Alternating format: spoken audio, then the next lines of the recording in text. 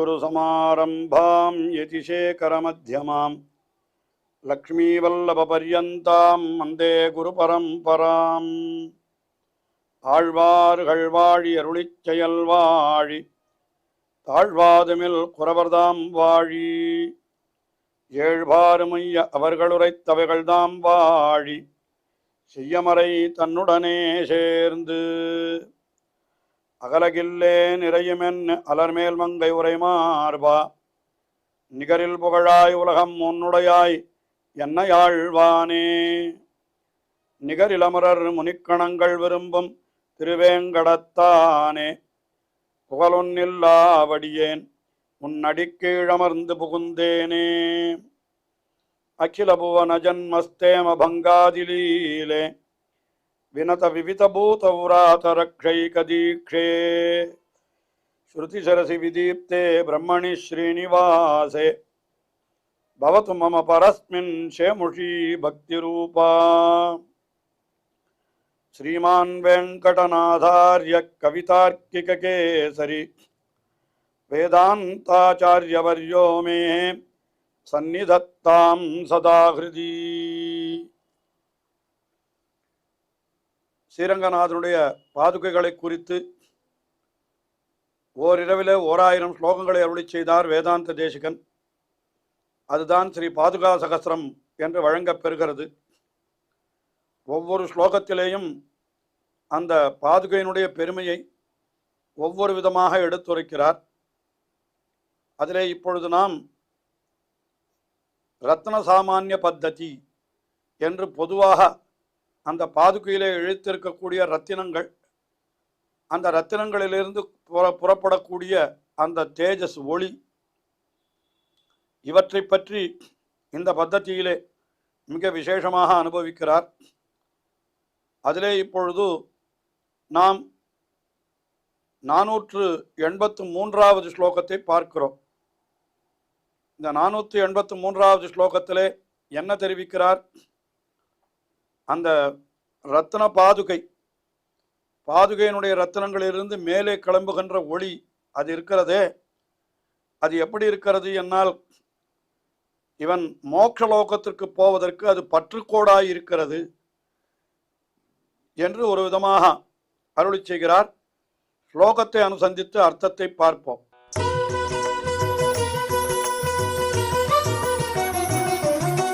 முகுந்த பாதாவனி மத்தியநாட்ய மூர்தன்யயா நிஷ்பததோ முமுக்ஷோஹோ அப்ரம்மலோகாத் அவலம்பனார்த்தம் ரத்னானி தே ரஷ்மிகணம் சிருஜந்தி.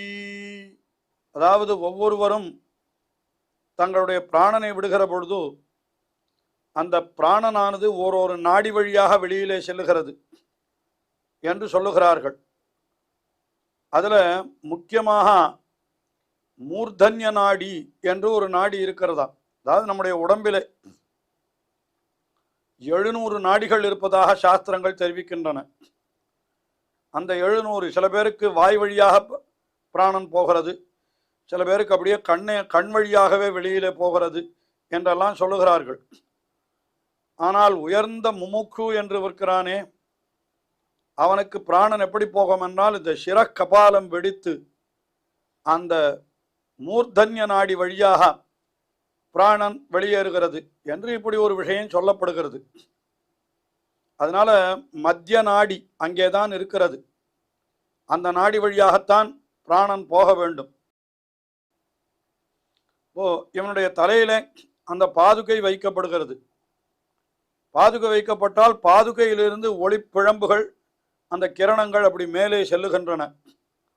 இதை பார்த்தால் எப்படி இருக்கிறது என்றால், இந்த மேலே பிராணன் போகிறதல்லவா, அது மேலே பிரம்மலோகம் வரைக்கும் போகணுமே.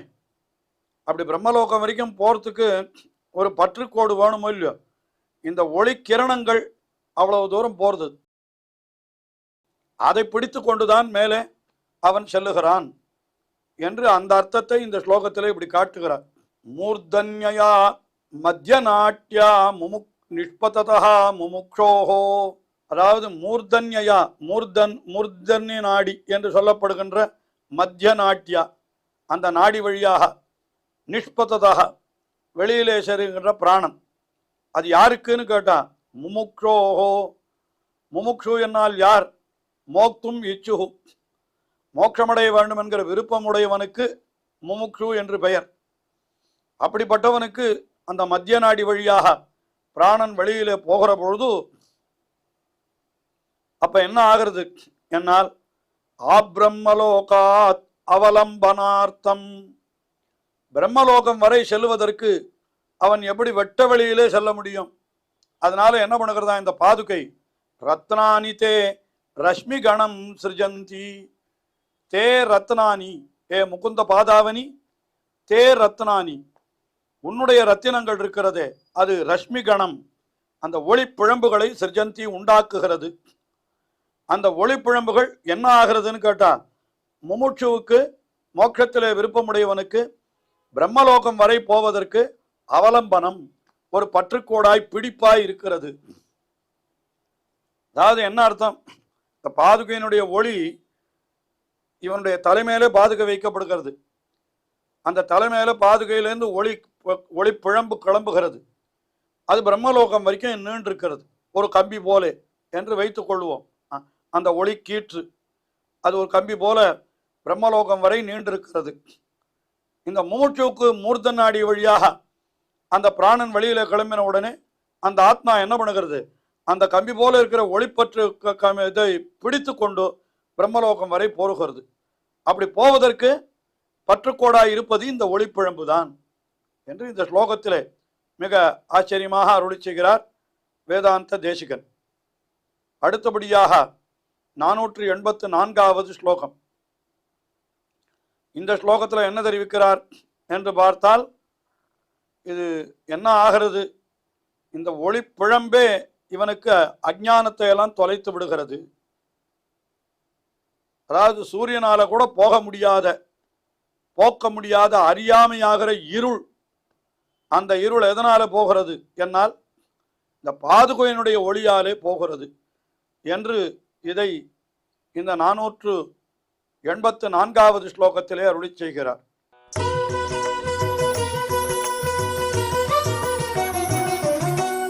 அசூரியபேத்யாம் ரஜனீம் பிரஜானாம் ஆலோகமாத்ரேண நிவாரயந்தி அமோக விருத்திர் மணிபாதரக்ஷே முரத்விஷோ மூர்த்திமதி தயாத்வம்.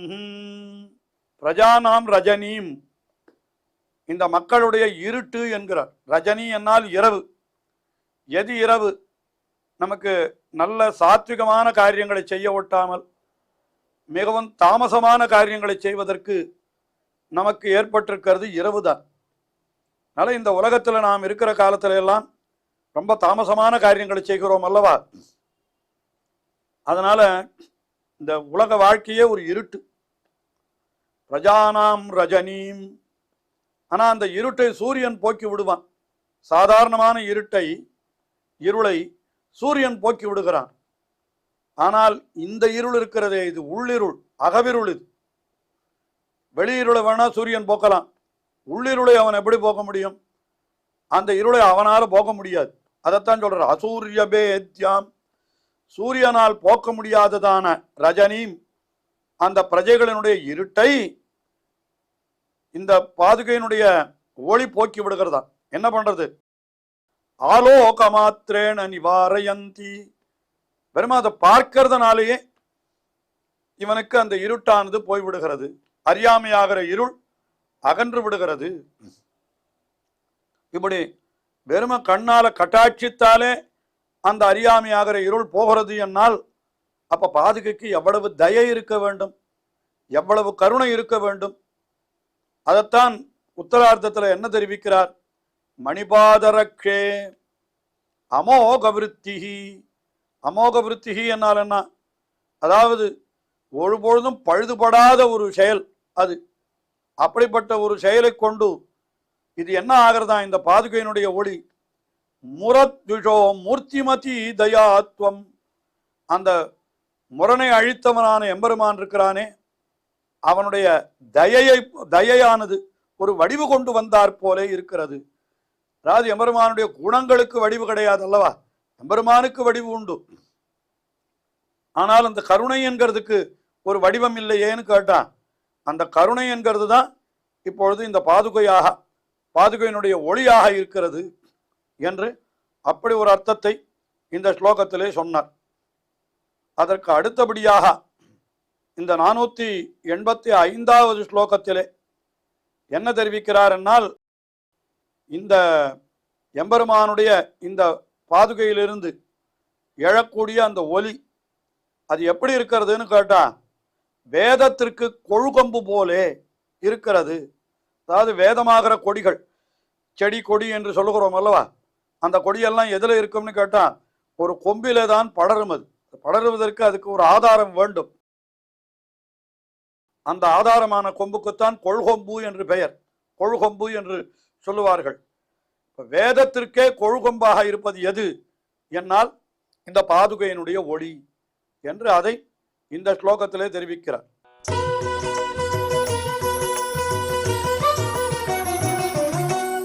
ரங்கேஷ பாதாவனிதாவகானாம் ரத்னோபலானாம் ஜுதயா ஸ்புரந்தி ஸ்ரேயப்பலானாம் ஸ்ருதிவல்லரீணாம் உபக்னசாகா இவ நிர்வியபாயாக.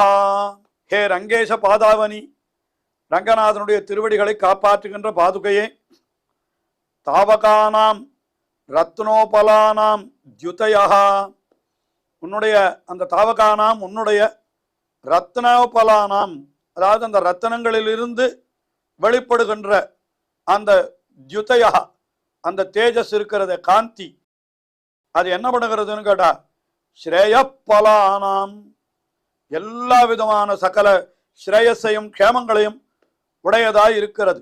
ஸ்ரேயப்பலானாம் என்னால் அத்தனை ஸ்ரேயஸையும் அது உடையதாக இருக்கிறது. அது மட்டுமல்ல, இன்னொன்னு சொல்றார், ஸ்ருதிவல்லரீணாம் நிர்வியபாயாக உபக்னசாகா இவ. ஸ்ருதிவல்லரீணாம், வேதமாகிற கொடி, வல்லரி என்னால் கொடி, வேதங்களை இந்த இடத்திலே ஒரு கொடியாக, சாதாரணமாக வேதங்களிலே பல பல சாக்கைகள் கிளைகள் இருக்கிறபடினாலே அதை ஒரு விருட்சமாக மரமாகவும் சொல்லுவது உண்டு. ஆனால் இந்த இடத்திலே அந்த வேதத்தை எப்படி சொல்லுகிறார், வேதமாகிற கொடிகளுக்கு அது எப்படி இருக்கிறதுன்னு கேட்டா உபக்னசாகா இவ, அவைகளை தாங்குகின்ற கொள்கொம்பு போலே இந்த கிரணங்கள் இருக்கின்றன. அதாவது வேதத்தை கூட தாங்குகிறது எதுன்னு கேட்டா இந்த பாதுகை தான் என்று அதை சொல்லுகிறார். அதாவது அந்த ரத்தினத்தினுடைய காந்தி அப்படி வெளியில நீட்டி கொண்டிருக்கிறது. அப்படி பார்க்கிற பொழுது அது என்ன அர்த்தம்னா, வேதத்தை தாங்குகின்ற கொழுகொம்பு போலே இருக்கிறது என்று சொன்னால் என்ன அர்த்தம், வேதத்திற்கும் ஆதாரமாய் இருப்பது எம்பெருமானுடைய திருவடி பாதுகை தான், அந்த பாதுகையிலிருந்து புறப்படுகின்ற கிரணங்கள் தான் என்பது போன்ற அர்த்தங்களை இந்த ஸ்லோகத்திலே நாம் அறிந்து கொள்ளலாம். இன்னும் இது போன்ற ஸ்லோகங்கள் தொடர்கின்றன, தொடர்ந்து அனுபவிப்போம். ஸ்ரீயக்காந்தாய கல்யாண நிதயேர்த்தினாம் ஸ்ரீவேங்கட நிவாசாய ஸ்ரீனிவாசாய மங்களம். ஸ்ரீமத் சுந்தரஜாமாதிர் முனிமானசவாசினே சர்வலோக நிவாசாய ஸ்ரீனிவாசாய மங்களம்.